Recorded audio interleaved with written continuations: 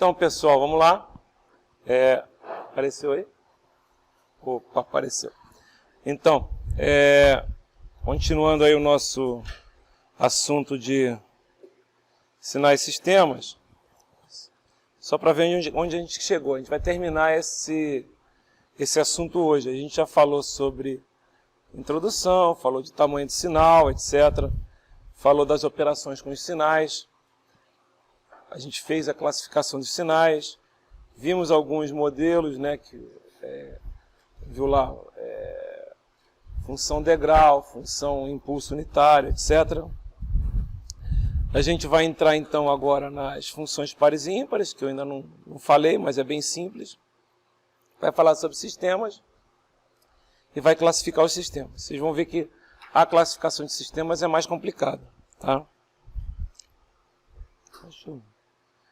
Só passando aqui rápido, né? Só que a gente já viu.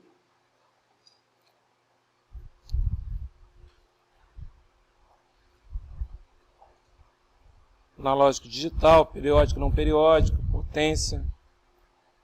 Aí, isso é importante a gente relembrar, né? Degrau unitário, né? Que vale 1 para t maior ou igual a 0 e vale 0 para t menor do que 0. E a gente viu que a gente pode usar o degrau unitário para descrever as funções. Impulso unitário, que é mais complicado de entender, mas que no final é a derivada do degrau, né? Uma maneira mais simples de definir, né? E aí não, eu tinha parado aqui, exatamente. Eu fiz esses últimos exercícios aqui, certo? E aqui vamos ver mais algumas funções importantes. A gente vai usar essa aqui também, ó, né? O E elevado a ST. Tá? Normalmente você, quando pensa no E elevado a ST, se você pensar nesse número como um número real, é uma exponencial, certo? No tempo. Essa exponencial, ela pode ser crescente ou decrescente, se esse S for um número real positivo ou um número real negativo. Ok? Agora, esse S aqui que a gente vai usar é um número complexo. E aí, você tem aí um novo tipo de exponencial, né? A gente chama de exponencial complexa, certo?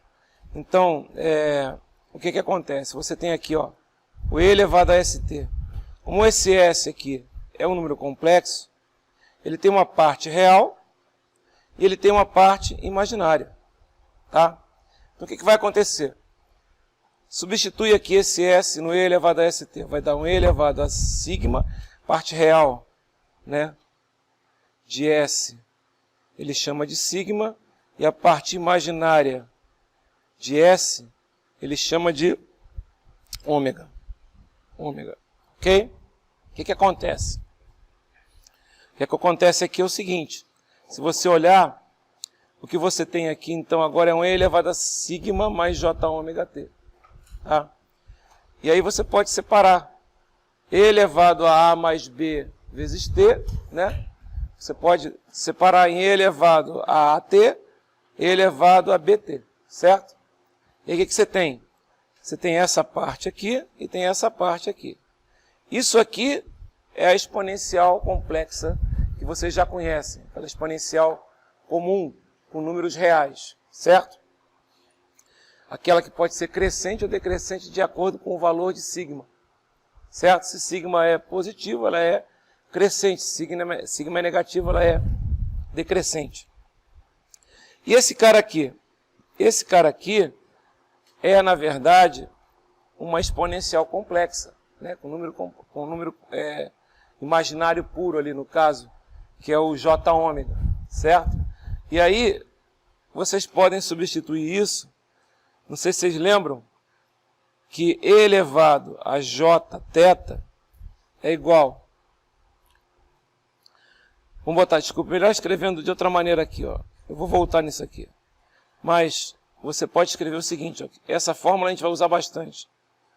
Chama fórmula de Euler. Cosseno de θ é igual a E elevado a mais J θ mais E elevado a menos J θ dividido por 2.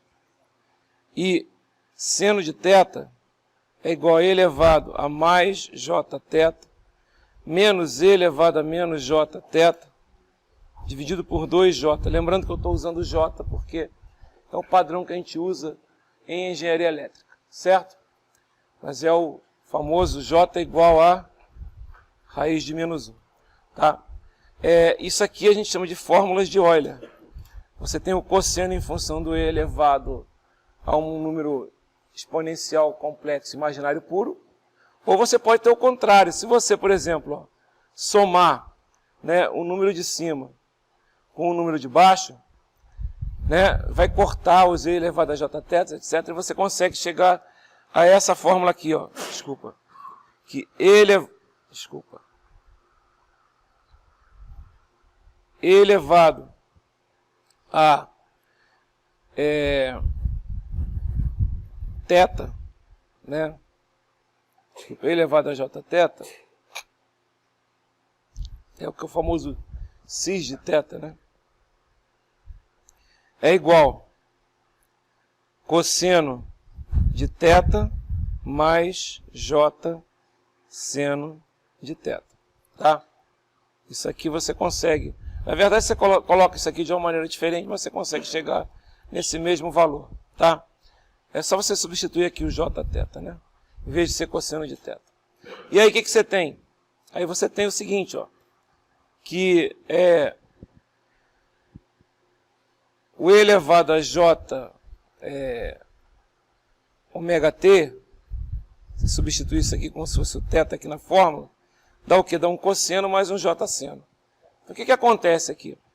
Quando você tem esse sinal aqui, né, você vai ter uma exponencial que multiplica uma senoide. Essa senoide pode ter só parte real, tá? Ela pode ter parte real imaginária, no caso aqui, certo? Vai depender dos valores que você vai trabalhar, né? E aí, normalmente, você vai ter vários, de acordo com os valores de sigma e de ômega, você tem vários valores. Essa exponencial, a gente chama de exponencial complexa, senoide complexa amortecida pela exponencial, tá?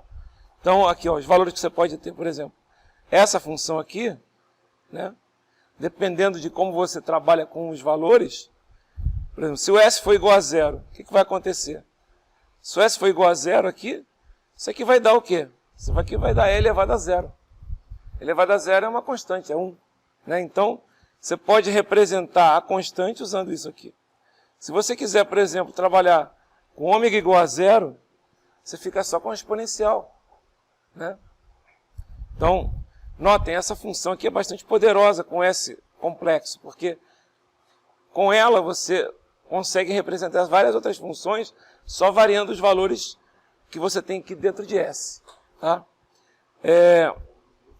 Você pode ter só uma senoide, é só você ter, por exemplo, o S igual a, o sigma igual a 0, né? Não ter nada amortecendo ali, e você vai ter um cosseno, né? E você pode ter a senoide variando exponencialmente, que é o caso mais complexo. Então, por isso que se trabalha muito com isso aqui. Vocês vão ver lá que em transformado de Laplace, a exponencial que ele usa é justamente uma exponencial complexa desse tipo aqui, elevada a st. Tá? Aqui ele coloca os valores, né?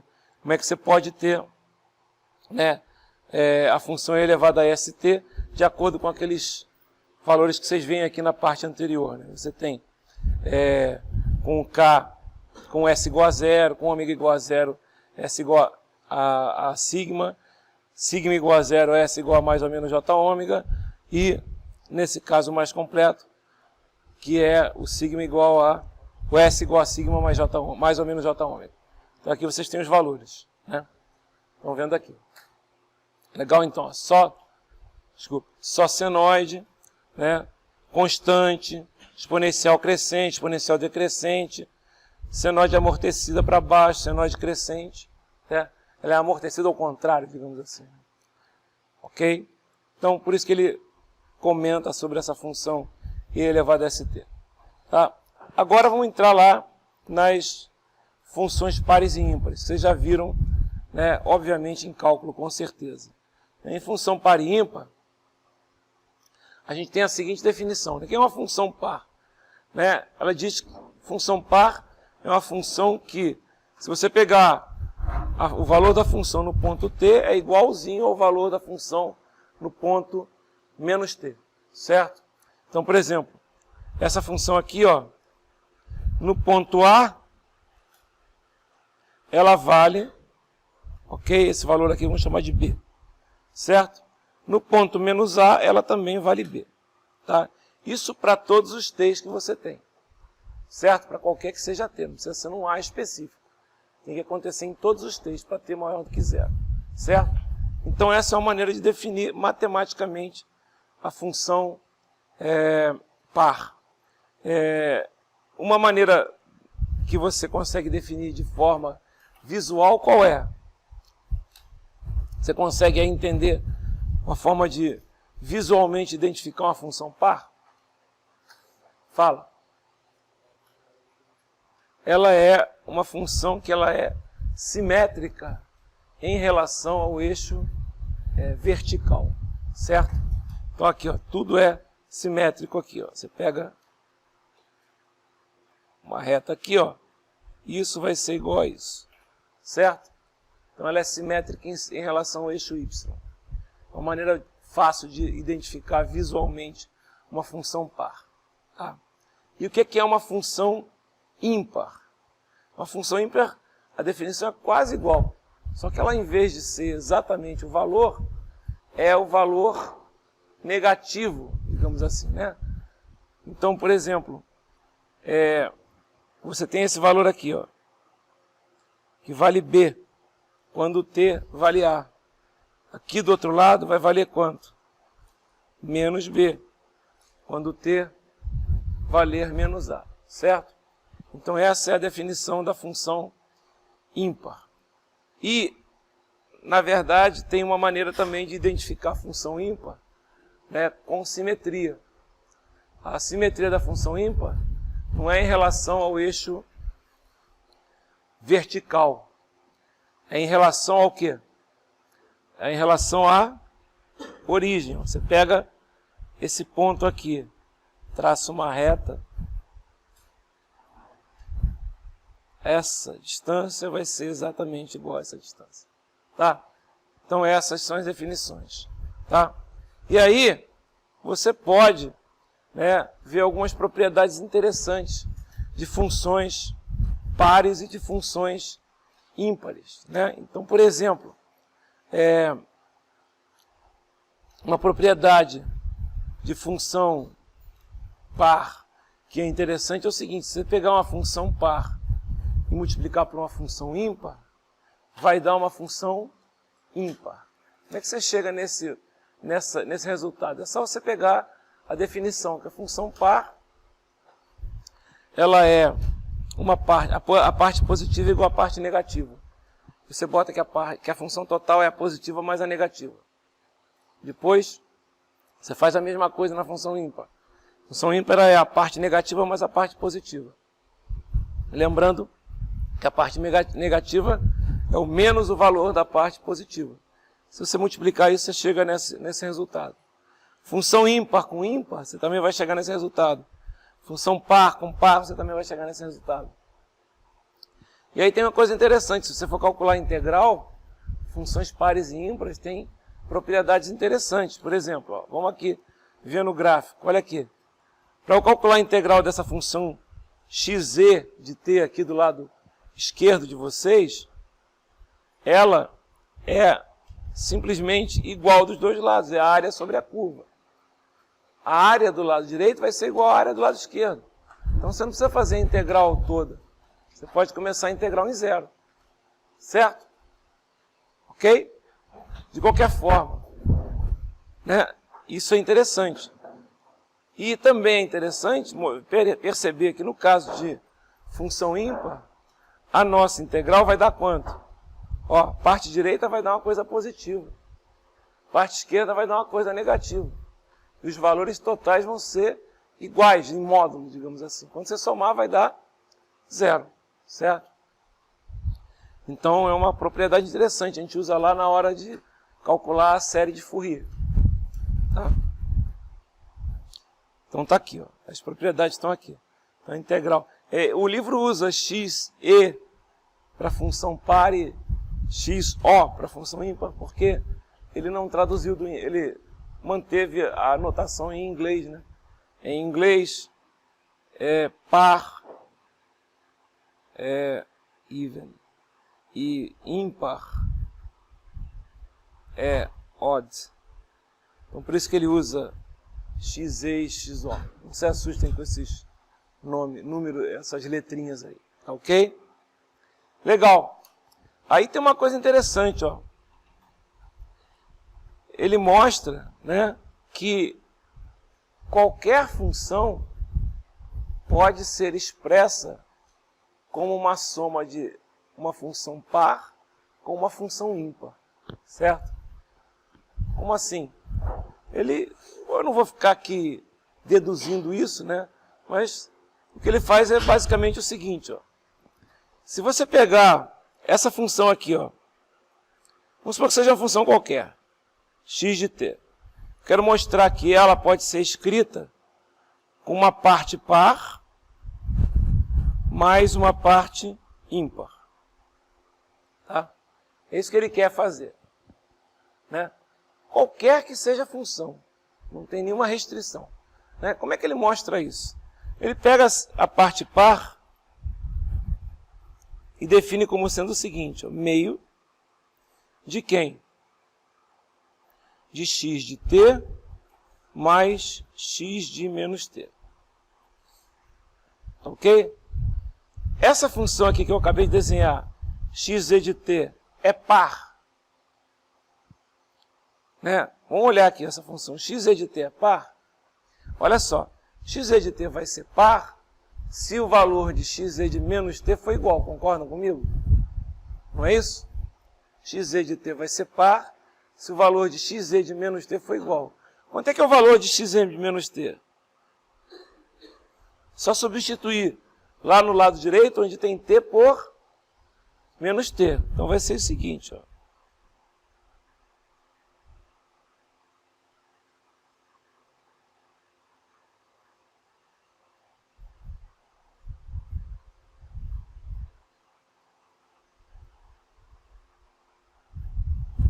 Desculpa.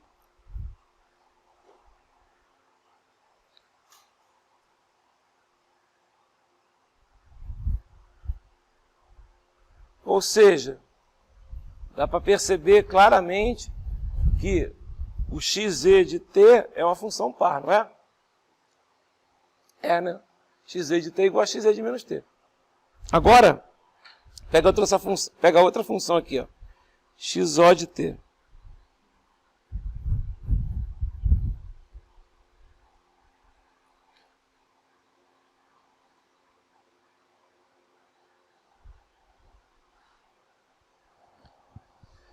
Vamos ver se essa função aqui é ímpar, né? Vamos encontrar agora xo de menos t.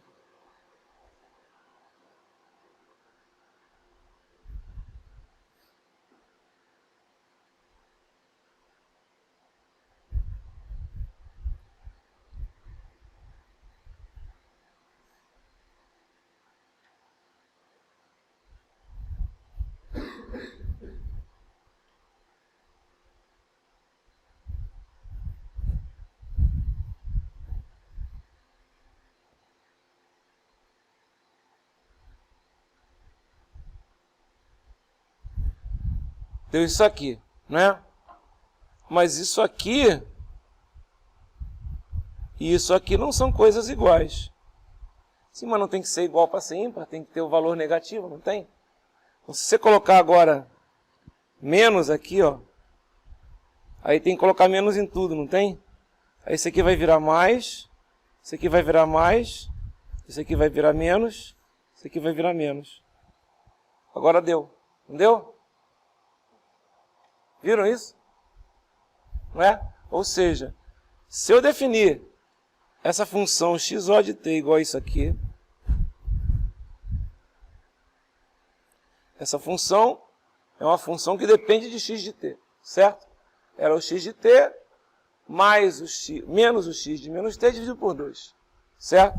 Se eu definir o xe de t igual a isso aqui, né, eu criei duas funções. Uma função par, que é o xe de t, e uma função ímpar, que é o xo de t. Todas as duas dependem de quem? Dependem do x de t. Eu criei dependendo do x de t. Agora, olha só. Soma essas duas funções. Isso aqui é o xe de t. E esse é o xo de t. Desculpa. Soma elas duas. O que vai dar? Vai dar o x de t. Então, eu acabei de mostrar que eu sempre consigo, né, a partir de uma função x de t qualquer, dividir ela numa parte par e numa parte ímpar. Entenderam? Viram? Então, agora vamos fazer o seguinte. Vamos escrever aqui, vocês, usando, lembrando que a parte par de uma função xe de t é meio de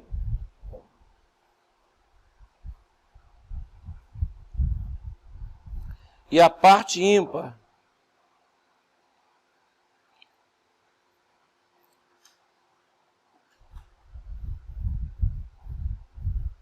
é isso aqui, ok?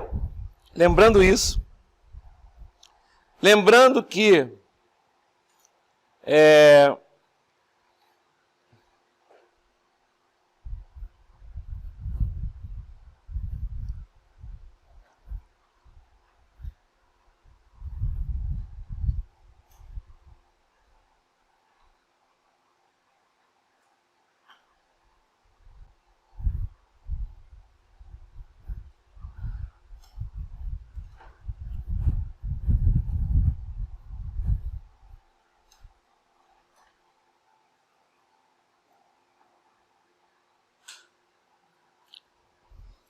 lembrando dessas quatro coisas aqui,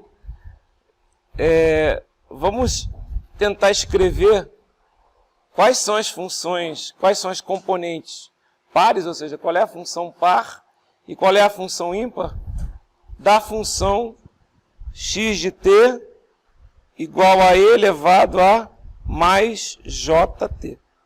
Tá? O que é essa função elevada a mais jt? É uma função, uma exponencial complexa. Tá? Tentem fazer aí.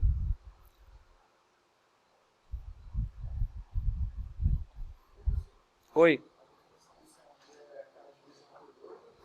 2j, desculpe. Desculpe. 2j. Podem fazer. É um exercício legal.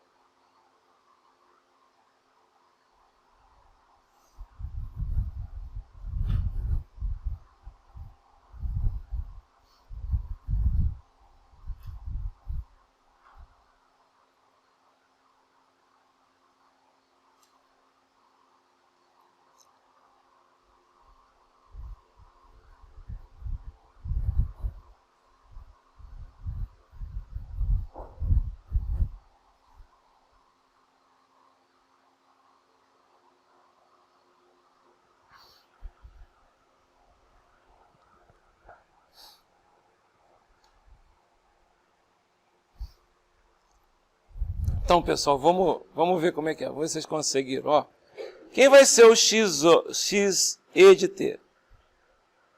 Vou usar a definição lá. Vai ser meio de quem? De x de t, que no caso é e elevado a jt, certo? Mais e elevado a menos mais j menos t, menos jt, certo? Esse vai ser o xe de t. Concordam comigo? Podia escrever assim também, ó. E elevado a mais jt mais e elevado a menos jt dividido por 2. E eu posso escrever isso aqui também o quê? Isso aqui é o quê? Isso é o quê? Hein, pessoal? Só olhar aí. Cosseno de t. Então, a parte par de e elevado a mais jt é o cosseno de t. Certo? Beleza. Agora vamos fazer a parte ímpar.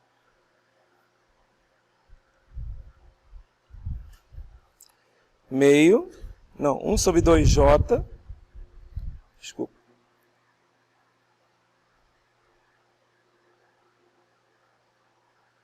Desculpe, 1 sobre 2j não. 1 sobre 2.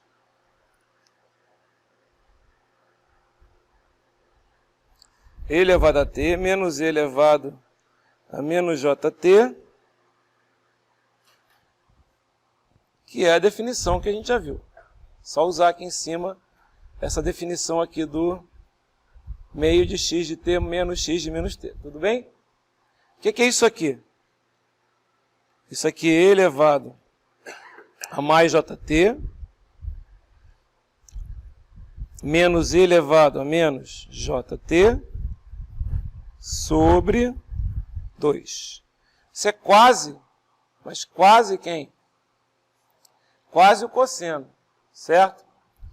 Aí você chega e multiplica por j aqui, certo? E aí fica um j aqui também, certo? Multiplica por j em cima e embaixo. Agora isso aqui é o quê?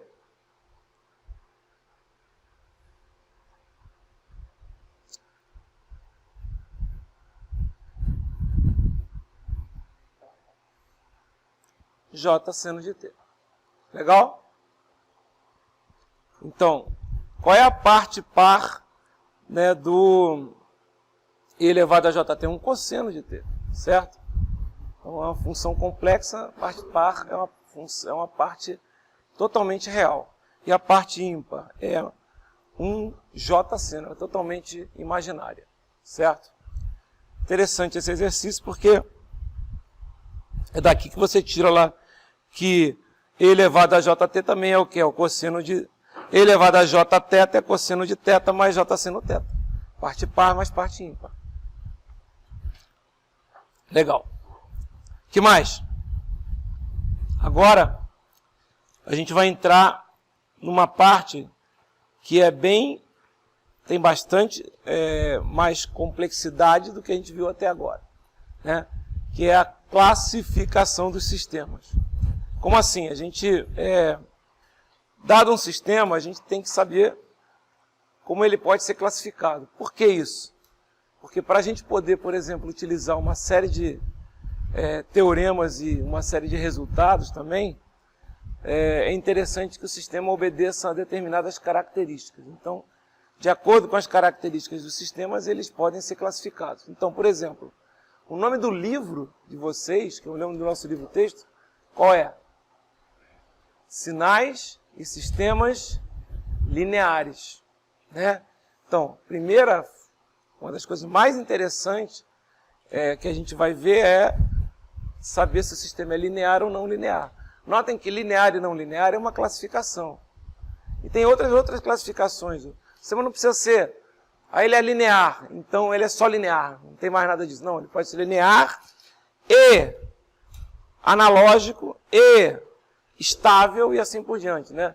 São várias classificações, né? Inclusive, o tipo de exercício que é pedido numa avaliação é: classifica o sistema abaixo, segundo linearidade, invariância no tempo e assim por diante.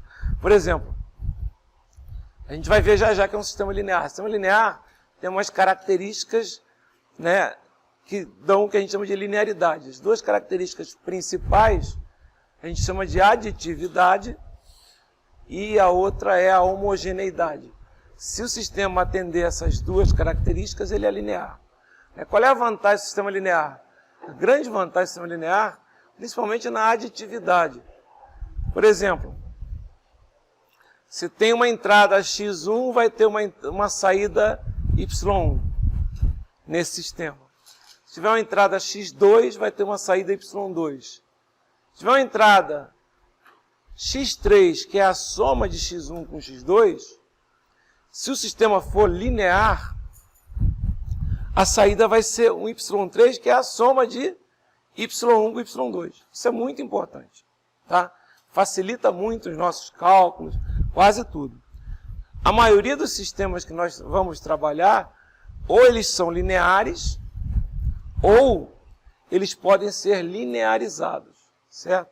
Linearizar é fazer uma operação matemática que transforma um sistema que é não linear num sistema linear. Sistemas não lineares são muito mais difíceis de trabalhar. A gente não consegue analisar facilmente.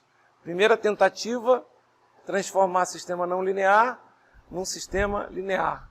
Segunda tentativa, trabalhar com técnicas ligadas a sistemas não lineares mesmo, tá? Então, quais são as classificações que a gente vai ver? Então, estão aqui, ó. Sistemas lineares e não lineares, essa é importante. Sistemas com parâmetros constantes, né, ou parâmetros variantes no tempo, a gente chama de sistemas variantes no tempo ou invariantes no tempo. Por exemplo, um resistor, quando a gente trabalha com ele, a gente considera ele um sistema. Ele é um sistema, né? Como assim um sistema? Entra, por exemplo, uma corrente no resistor e sai uma tensão. A entrada é corrente e sai uma tensão. Não sai uma tensão lá nele? Não tem uma tensão V em cima dele? Pois bem, a relação entre a tensão e a corrente, vocês já sabem qual é. V, que é a tensão no resistor, é igual a quê? A corrente vezes a resistência, certo? Porém, a resistência, desculpa pessoal, eu passei mal pra cacete de domingo, segunda e terça. E aí eu fiquei sem voz, e não é porque eu tô gripado. Eu fiquei sem voz porque eu vomitei muito, cara. Vocês não têm ideia. Eu ontem nem falava, né? Então, afetou as cordas. Então, vocês desculpem aí, eu não estou nem falando muito alto hoje, e nem muito rápido, porque eu tenho que respirar um pouco. Mas vocês desculpem, então. Mas olha só, o que acontece no resistor? A gente considera ele, na maioria das vezes, um sistema que é invariante no tempo. Mas isso não é verdade. O resistor, por exemplo, ele altera a resistência quando ele aquece. E é o que acontece, porque uma resistência de chuveiro queima, né? É que, na verdade, ela está ali quente, ela aquece. Aí ela aquece e passa mais corrente. Como passa mais corrente, ela aquece mais. E assim por diante, né?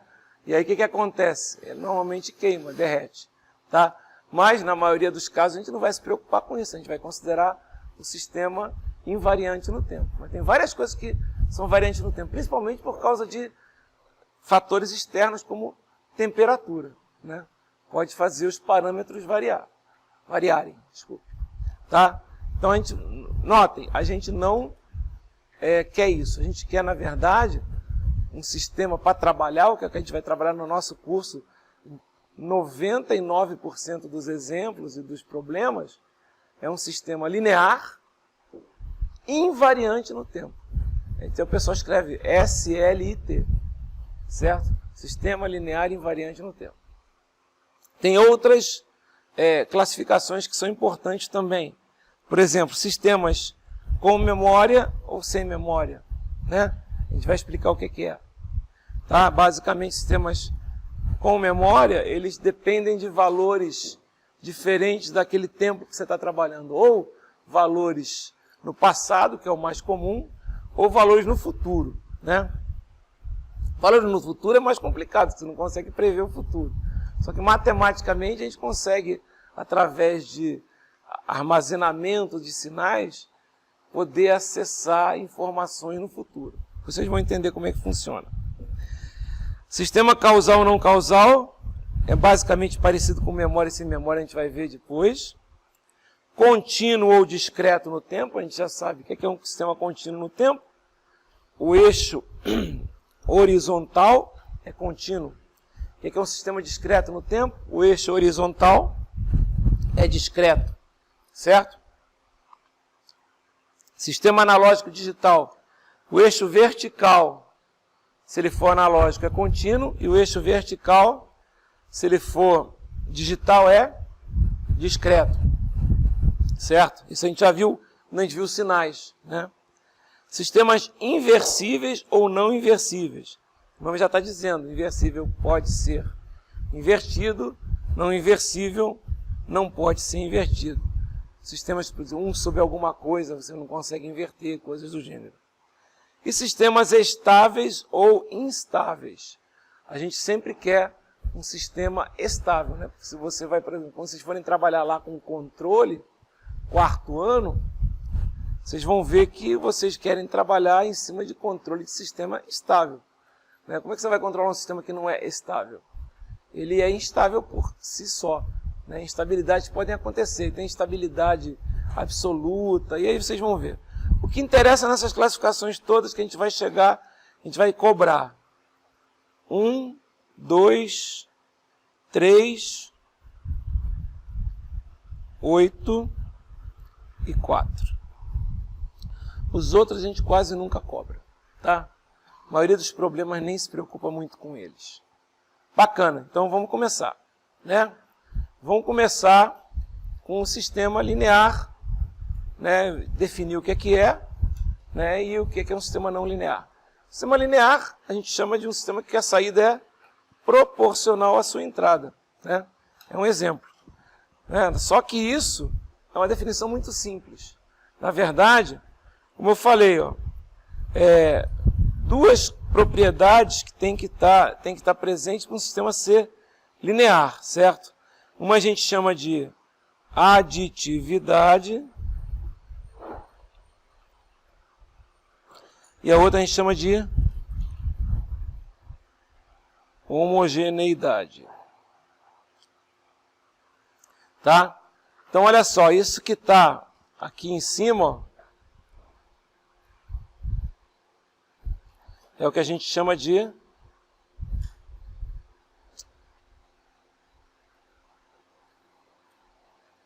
aditividade, tá?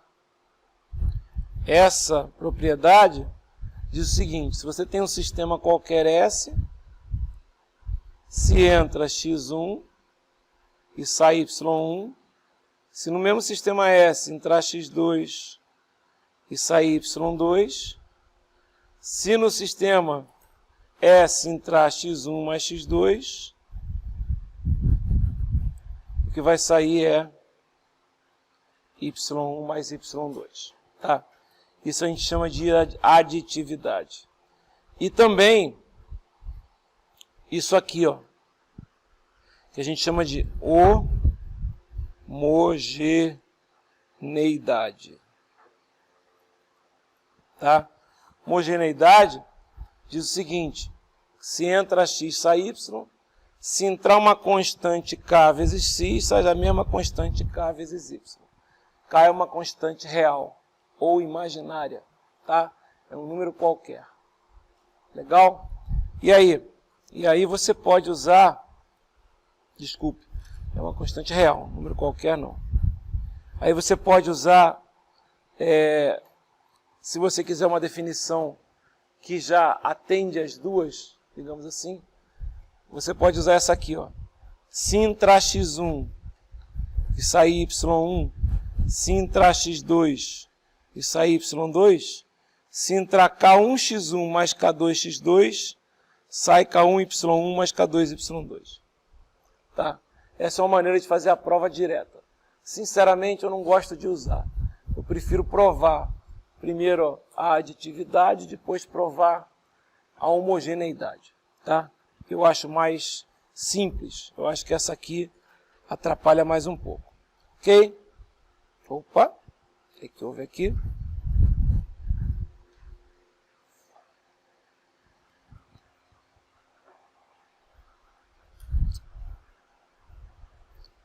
São bugs ainda que a gente não...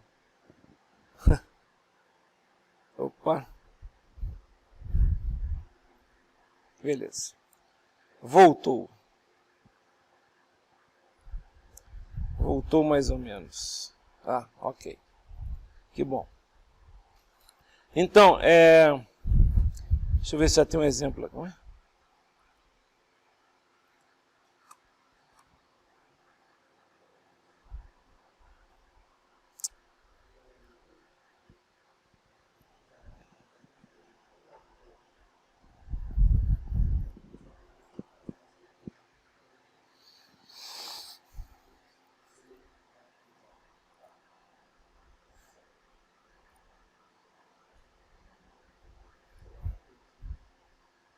Ok. Olha só, agora vamos fazer uns exercícios. Vocês vão ver que uma coisa relativamente simples dá um resultado bastante diferente. Como assim? Olha esse sistema aí. Que sistema é esse aqui, o primeiro? É um sistema assim, ó. Entra um x de t no sistema. Esse é o primeiro que está ali. O que sai é um y de t. O que esse sistema faz? Ele pega o x de t, multiplica por 3 e depois soma 2. E ele pergunta se esse sistema é linear ou não linear. Certo? Olhando assim de cara, você fala, porra, isso aí parece uma equação de reta, né? Y é igual a 3x mais 2. Reta, a gente pensa logo em linearidade, certo? Pois bem, tentem fazer a homogeneidade e a aditividade nesse sistema aí para ver o que acontece.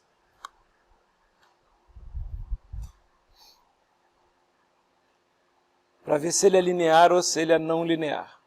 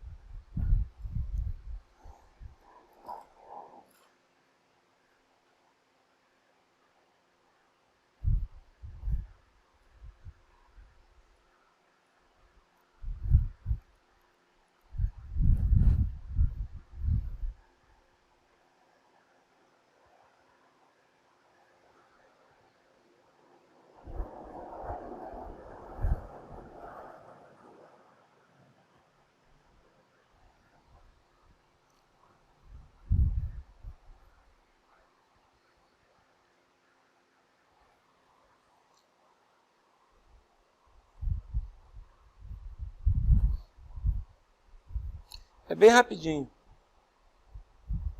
Como é que faz? Bota lá x1 de t, x2 de t, né? Vai vendo os valores.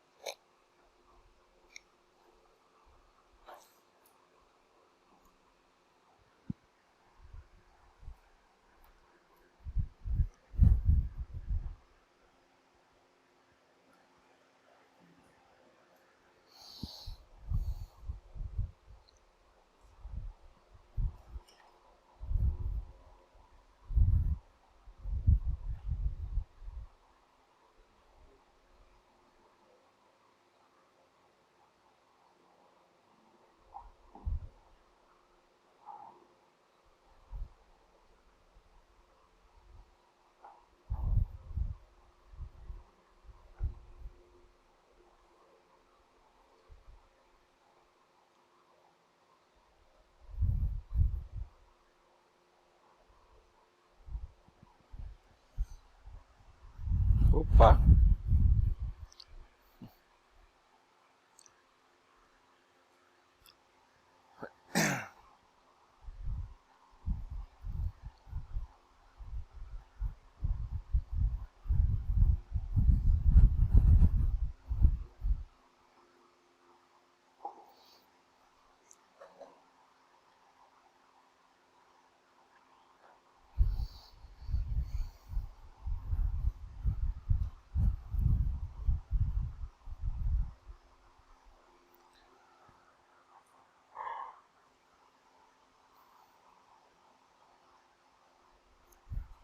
Vamos lá, vamos fazer, ó. Olha só. Se entrar o x1 de t, o que vai acontecer? Vai sair um y1 de t, que vale quanto?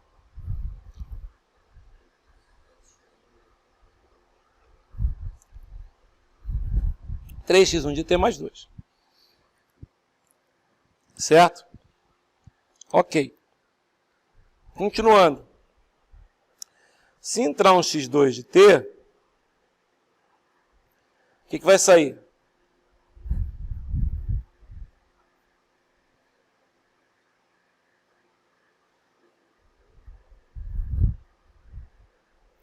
Três x2 de t mais 2. Agora vamos botar um x3, lembra? Agora vamos fazer um x3 de t, que é igual a x1 de t, mais x2 de t.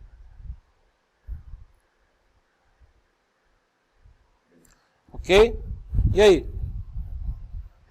E aí você tem o seguinte, ó. Se entrar x3 de t, vai sair y3 de t, que é igual a 3x3 de t mais 2. Certo? Agora vamos substituir, né? Olha só.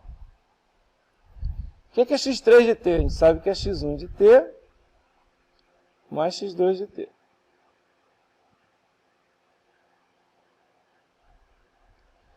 Vai dar y3 de t, que é quem? 3 que multiplica x1 de t mais x2 de t mais 2. Certo?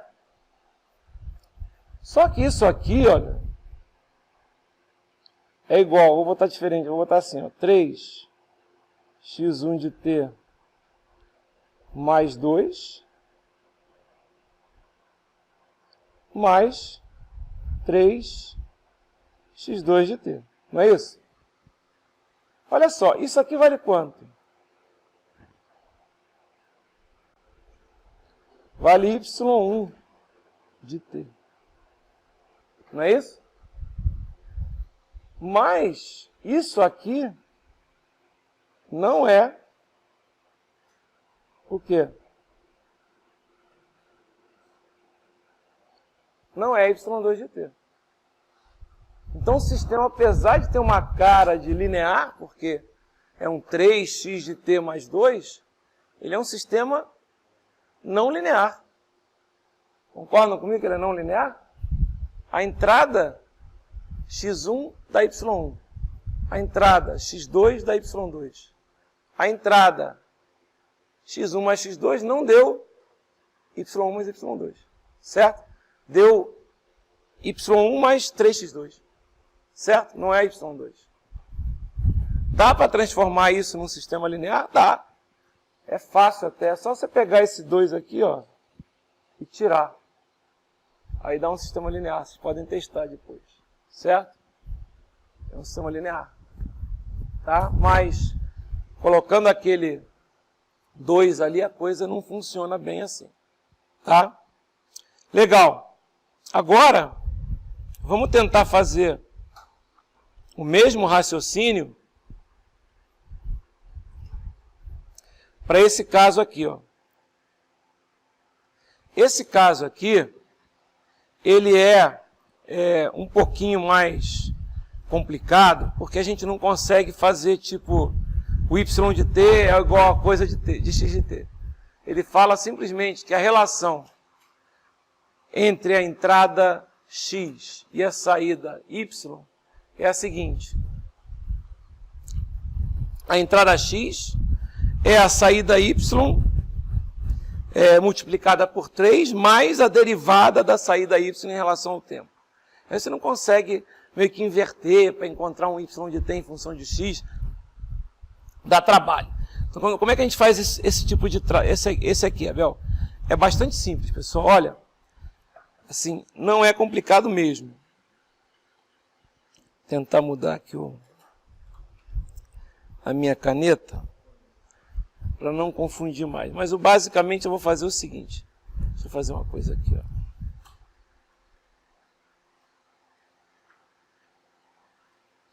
Deixa eu fazer uma coisa aqui.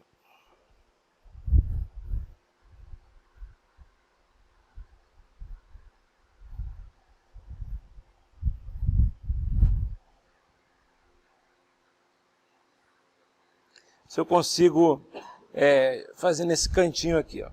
O que eu faço nesses casos é fazer assim, ó.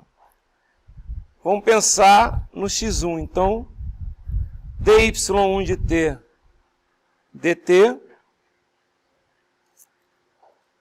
mais 3y1 de t é igual a x1 de t. Ok? Agora eu pego dy2 de t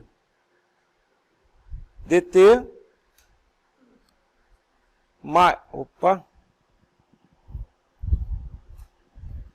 mais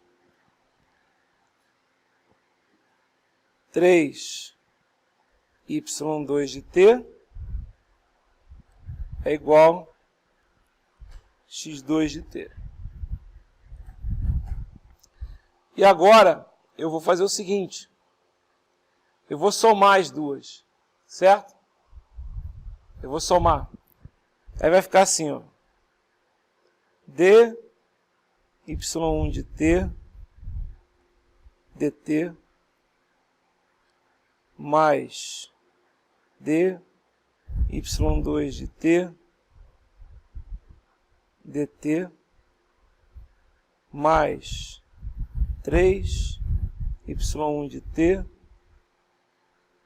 mais 3y2 de t é igual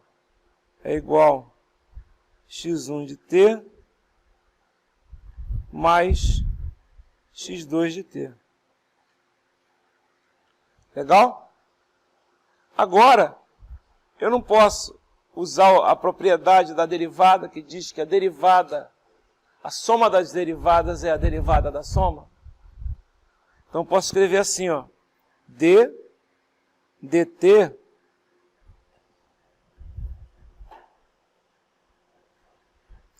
de y1 de t mais y2 de t. E eu não posso colocar o 3 em evidência? 3 que multiplica y1 de t mais y2 de t. É igual... Ô, saco! É que eu estou no cantinho aqui, toda hora eu clico como se estivesse mudando o slide. É igual a quem? x1 de t mais x2 de t. Legal? Ou seja, se eu substituir agora x1 mais x2 por x3, y1 mais y2 por y3, eu acabei de provar o quê? Acabei de provar a aditividade, concordam comigo? Entra x1 mais x2, sai exatamente y1 mais y2 igualzinho, concordam comigo? Todo mundo entendeu?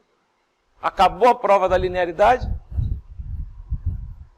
Não, tem que provar o que agora? Provar a multiplicação por K, certo? Então tem que provar a multiplicação por K, certo? Então, como é que eu provo a multiplicação por K? Eu tenho então agora isso aqui, ó, dy1 de t dt, ô saco,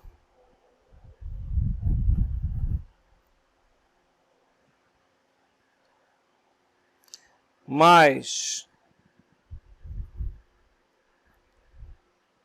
3y1 de t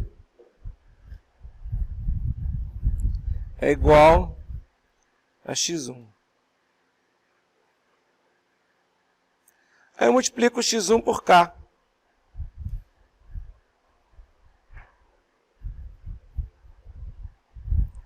Certo? Se eu multiplico x1 por k, é a mesma coisa que multiplicar o lado esquerdo por k. Concordam comigo?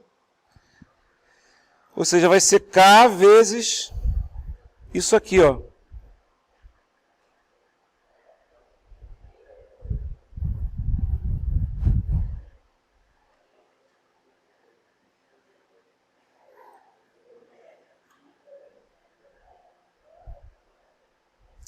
Só que o k pode ir para dentro da derivada e pode ir para dentro do 3. Eu acabei de provar, né? Vai dar ky mais ky, concorda?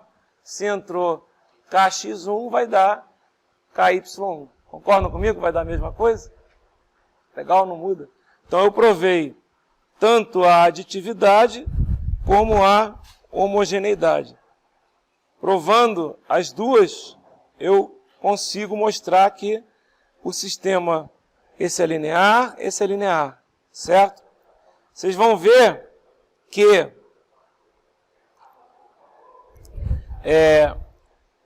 esses sistemas aqui de baixo, por exemplo, você vê aqui um t ao quadrado, né? Aí você já acha que é uma coisa não linear, né?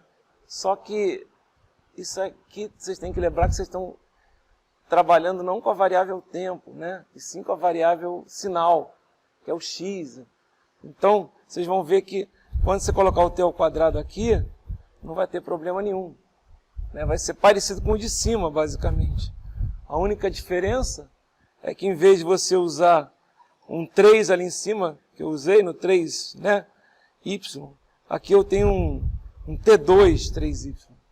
Não muda nada, vocês vão ver. Já aqui embaixo, aparece a função vezes a derivada da função. Aí vocês têm que tomar cuidado, que aí realmente a coisa muda. A gente vai fazer na aula que vem esses outros exercícios. Linearidade não é simples de mostrar, não, dá trabalho, tá? E eu vou pedir isso com certeza, tá? Depois que a gente terminar os exercícios de linearidade, a gente vai fazer uma outra coisa que ainda é mais trabalhoso ainda do que linearidade, que é variância no tempo e invariância no tempo. Graças a Deus, existem macetes. Variância no tempo e invariância no tempo é bem difícil de mostrar matematicamente, mas tem uns macetes que vocês vão ver como é que funciona, tá? E aí a gente vai terminando aí. Na aula que vem, talvez eu consiga fechar toda a parte aí de sistemas. Aí a gente vai fazer um monte de exercícios antes de entrar em convolução. Aí você fala, por que você está falando disso tudo, né? E você não vai logo para a convolução, que você falou que é uma coisa importante, etc. E, na verdade, a convolução existe e funciona apenas quando o sistema é linear e invariante no tempo, senão ela não funciona. Certo? Então, é um teorema poderosíssimo, né, o teorema da convolução, mas só existe se o sistema for linear e invariante no tempo. Por isso que a gente tem que saber a classificação. Tá ok? Então é isso, pessoal. Temos aula na segunda, certo? Ok. Eu vou colocar até, sem invenção, mas até o final dessa semana, vou tentar colocar até agora os livros lá no site. Algumas aulas eu vou colocar, até porque não tem nem que editar, foram aquelas aulas que deram errado e só saíram no vídeo, né? E as outras que eu vou ter que editar, vocês vão ter que dar um pouquinho de paciência para eu poder editar aqui. Tá legal? Beleza, pessoal. É só isso, tranquilo.